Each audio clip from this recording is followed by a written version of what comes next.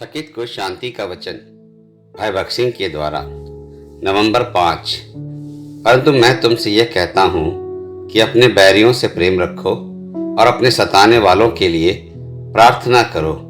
मत्ती रचित सुसमाचार 5वां अध्याय का 44 पद में प्रभु यीशु मसीह के लहू से खरीदे गए प्रत्येक विश्वासी को युद्धों का सामना करना पड़ेगा।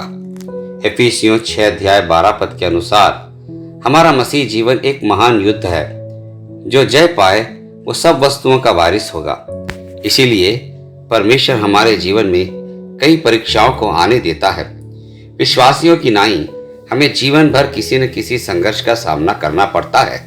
कभी कभी हमें अपनी असफलताओं के कारण कठिनाई भी होगी, लेकिन कई बार परमेश्वर कुछ कठिन परिस्थितियों की अनुमति देते हैं, क्योंकि हमारे जीवन में उसका कुछ उद्देश्य होता है।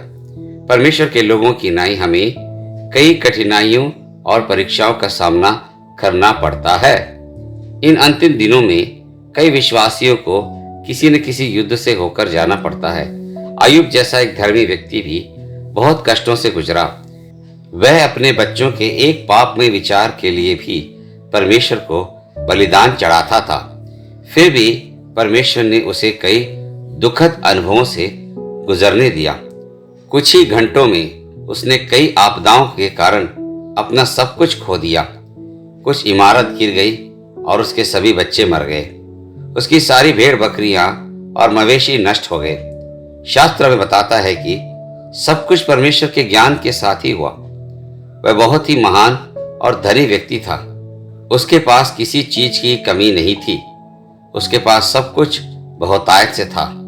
उसने अपने विचारों या कर्मों से भी कभी किसी को कोई नुकसान नहीं पहुंचाया। फिर भी परमेश्वर ने उसके जीवन में इतना दुख आने दिया। परमेश्वर आदि से अंत को जानता है। वह हमारी जरूरतों को भी जानता है और इन जरूरतों को कैसे पूरा किया जा सकता है यह भी जानता है।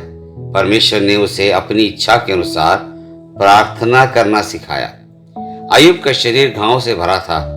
उसे हर तरह के दर्दनाक अनुभवों से गुजरना पड़ा।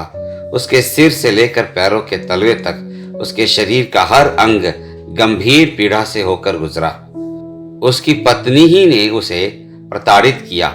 यहाँ तक कि उसके रिश्तेदारों और करीबी मित्रों ने भी उस पर आरोप लगाया कि उसने कुछ पाप किया होगा और इसीलिए वह पीड़ा में था।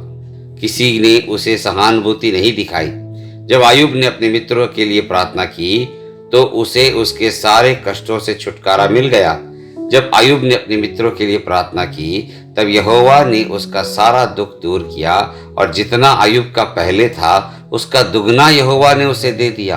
और यहोवा ने अय्यूब के पिछले दिनों में उसको अगले दिनों से अधिक आशीष दी। अय्यूब 42 अध्याय का 10 और 12 पद में परमेश्वर ने उसे पहले से 2 गुना दिया। अक्सर हम केवल अपने लिए ही प्रार्थना करते हैं।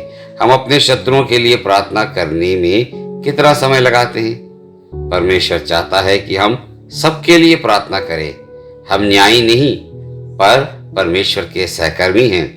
अपने शत्रुओं के बारे में विचार करें और उनके लिए प्रार्थना करें। जब हम दूसरों के लिए प्रार्थना करते हैं तो हम जिलाए जाते हैं और आशीष पाते हैं।